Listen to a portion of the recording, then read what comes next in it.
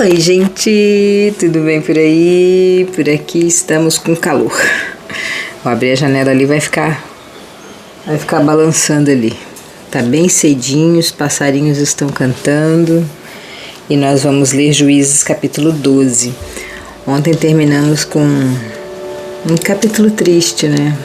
Uma promessa, uma palavra maldita no sentido de na hora errada, né, de precipitação, de um pai empolgado, né, de uma pessoa empolgada, ocasionou a morte daquela moça. Se você não assistiu esse episódio, é muito, muito, muito bom, vale a pena assistir. Ele se precipitou, né, numa promessa com Deus e teve que cumprir. Infelizmente aconteceu tudo aquilo.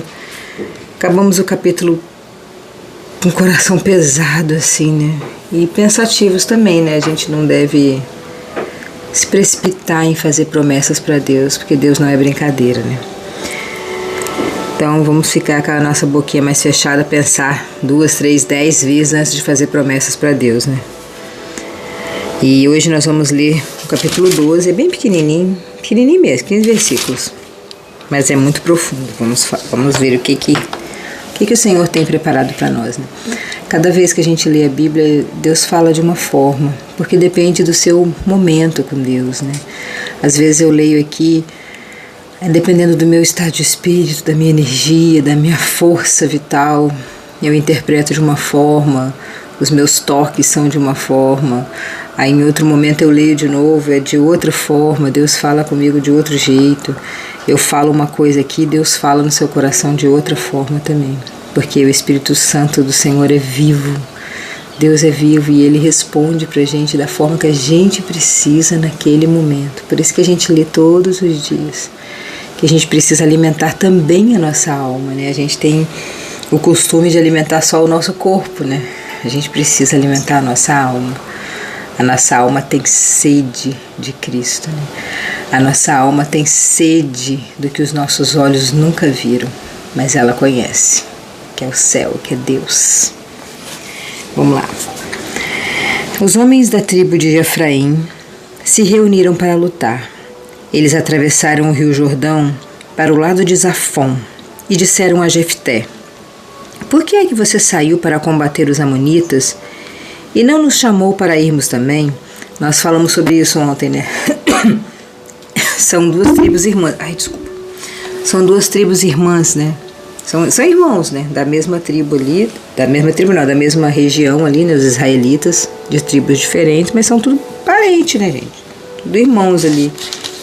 Os filhos de Isaac ali, de Abraão, Isaac, Jacó. São os filhos de Jacó esses aqui, né? Cada um tem a sua família, cada um tem a sua tribo. E eles começaram a discutir.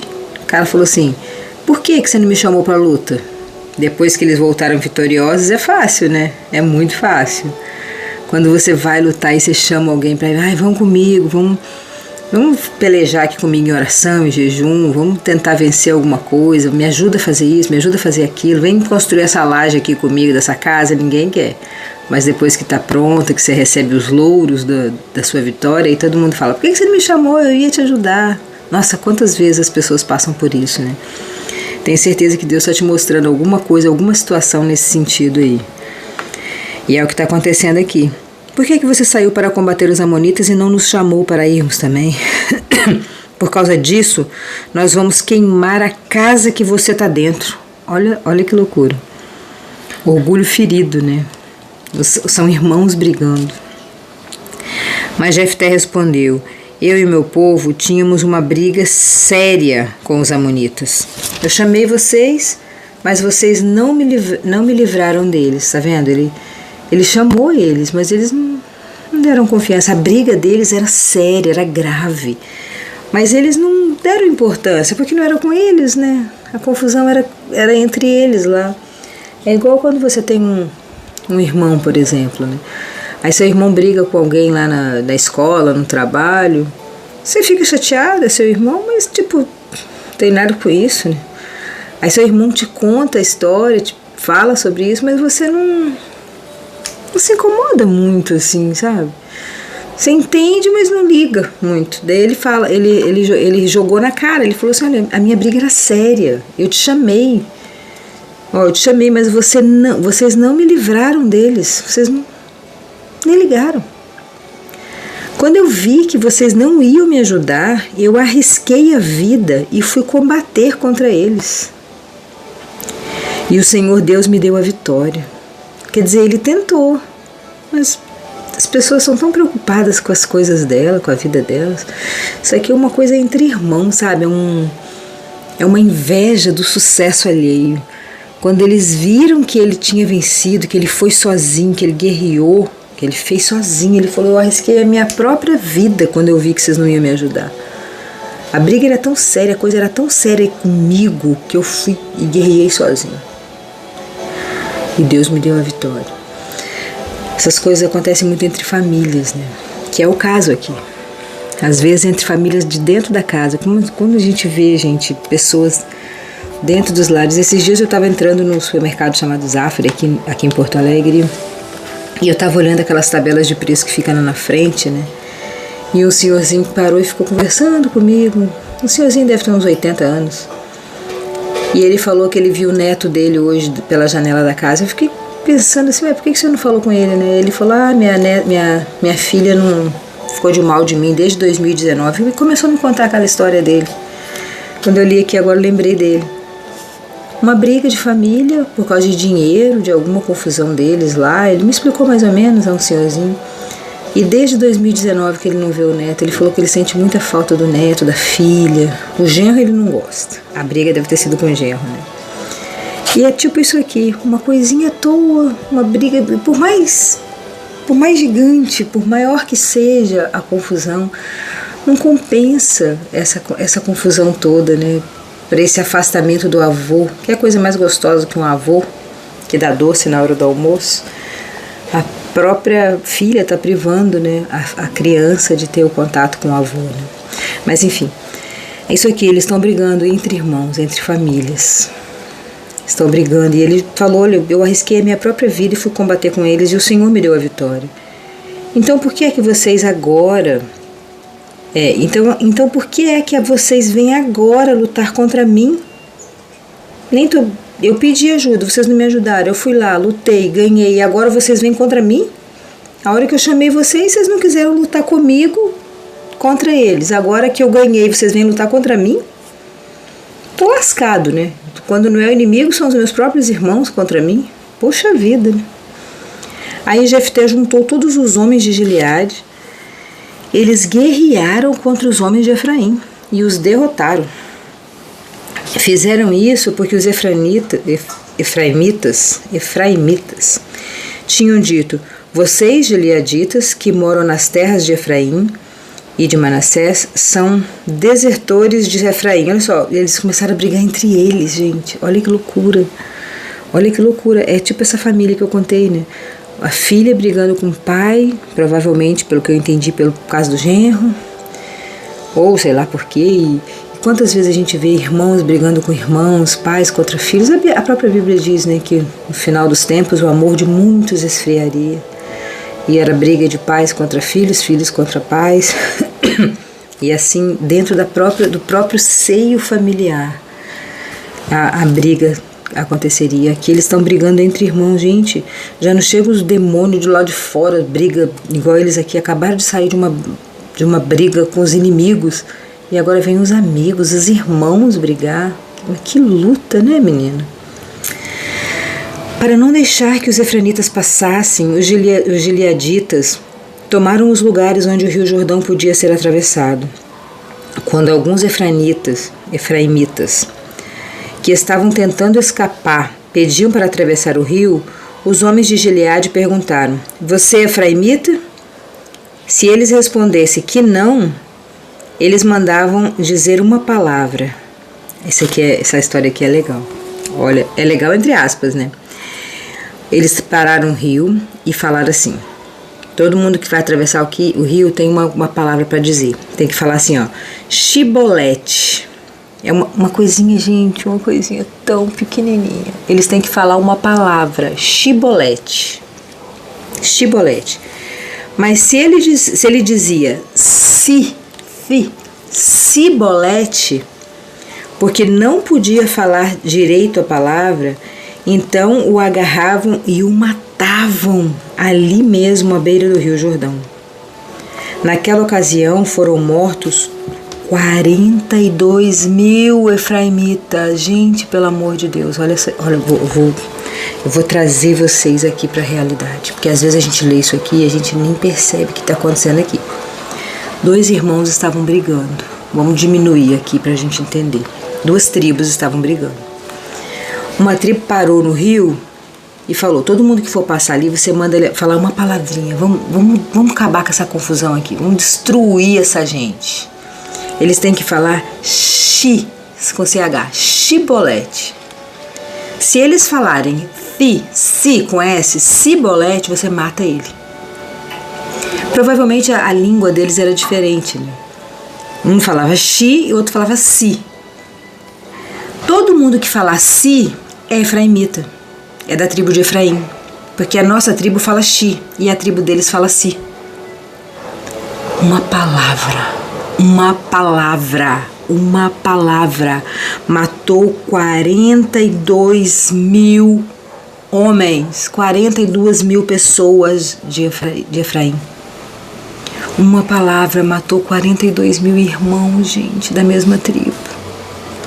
Uma coisa tão pequenininha, um carocinho no sapato destruiu 42.000 homens. Destruiu 42.000 famílias, destruiu 42.000 histórias, heranças, legados e etc. 42.000 vidas por causa de uma palavra, por causa de uma briga de ego, por causa de uma coisa que podia ter sido evitada desde o começo se eles tivessem tido consciência e amor pelo próprio irmão quando ele chamou para a guerra. Ou se eles tivessem aceitado e ficado felizes porque o irmão venceu. Vamos lá comemorar com o nosso irmão, ele venceu a guerra. Todo mundo festejou, a vitória do meu irmão é a minha vitória, mas não. O orgulho ferido por eles terem ganhado a guerra sem eles não podiam comemorar. Foram lá arrumar confusão com eles e eles foram mais espertos por causa de uma palavra, 42.000 pessoas. Cuidado com o que você fala. Uma palavra, uma bobeirinha, um nada pode destruir a sua família. Quantas mortes a gente vê entre famílias, entre pai, mãe, filho, irmãos, sobrinhos, pessoas do nosso próprio seio familiar, da nossa casa aqui, até das nossas outras famílias, do nosso parentesco, por causa de uma palavra que foi atravessada e a coisa deu errado. Hoje é dia de prestar atenção no que a gente fala. Hoje é dia de falar a palavra correta, é Sibolete. Não fale Sibolete com as pessoas da sua família, nem com seus amigos, porque as pessoas podem entender errado. Fale nitidamente Sibolete. Não deixe mal entendido, não deixe a pessoa entender que é Sibolete. Fale com todas as palavras o que você está sentindo. Fale com delicadeza, fale com carinho, fale com amor, fale com gentileza, fale com empatia, fale com cuidado, porque por trás de uma carne, de uma capa, existe uma alma que pode estar sofrendo, uma alma que pode estar cansada, uma alma que você não conhece, por mais que viva dentro da sua casa. Preste atenção nisso aqui, isso aqui é muito importante. Uma palavra pode destruir 42.000 histórias da sua vida. Preste atenção hoje no que você está falando. Jefté, o gileadita, governou Israel durante 6 anos. Então morreu e foi sepultado na cidade natal de Gileade, depois dessa tragédia que ele não estava procurando. As pessoas procuraram isso, né? Foram incomodar ele lá, ele estava quieto lá. Ele estava quieto. Mas Jefté respondeu: eu e meu povo tínhamos uma briga séria. Jefté falou: a gente tinha uma briga séria, vocês não quiseram me ajudar e aí de repente vocês vieram aqui. Ele não queria, ele nem estava lembrando do Efraim, mas ele foi lá, um orgulho ferido, nojento, e matou 42.000 pessoas da tribo dele. Triste. Depois de Jefté, Isbã, na cidade de Belém, governou o povo de Israel. Ele tinha 30 filhos e 30 filhas. Olha que legal as mulheres sendo citadas aqui, né? Deixou que as 30 filhas casassem com rapazes de fora do seu grupo familiar e trouxe 30 moças de fora, vai dar ruim isso aqui, para casarem com seus filhos. Ibzan governou Israel por 7 anos. Então morreu e foi sepultado em Belém. Depois de Ibzan, Elon, que era da tribo de Zebulon, governou Israel por 10 anos. E então morreu e foi sepultado em Aijalon. Estou até com medo de falar a palavra errada. Brincadeira. Pode acompanhar aí na sua Bíblia, está escrito certo. Aijalon, na terra de Zebulon. Depois Elon, Abdon, governou o povo de Israel. Ele era filho de Ilel, da cidade de Piratom. Abdon tinha 40 filhos e 30 netos, que montavam 70 jumentos. Ele governou Israel por 8 anos, e então morreu e foi sepultado em Piratom, que fica na terra de Efraim, na região montanhosa dos Amalequitas. Isso aqui é só um relato bíblico das pessoas que foram herdando o trono depois de toda essa tragédia que aconteceu na tribo de Efraim, por puro orgulho. Que nós não sejamos como a tribo de Efraim, mas que sejamos em nome de Jesus como a tribo ali dos Gibeonitas, de Gileaditas. Que a gente lute, que a gente persiga, mesmo que ninguém ajude a gente, que a gente vá e ganhe, porque a gente está com Deus. Que a gente faça o nosso, que a gente faça por nós, vença, busca a presença de Deus, vá atrás, corra atrás do nosso, que a gente ganhe em nome de Jesus as nossas lutas e tenha sabedoria para organizar. Coloca o povo lá no rio, quem falar errado mata. Porque graças a Deus a gente está nessa era, não precisa de matar ninguém, né? A gente só precisa orar. A nossa vida é muito mais fácil, gente, agradeça a Deus. Beijão no seu coração e até amanhã. Amanhã vai ser legal, vai ser o nascimento de Sansão. Beijão.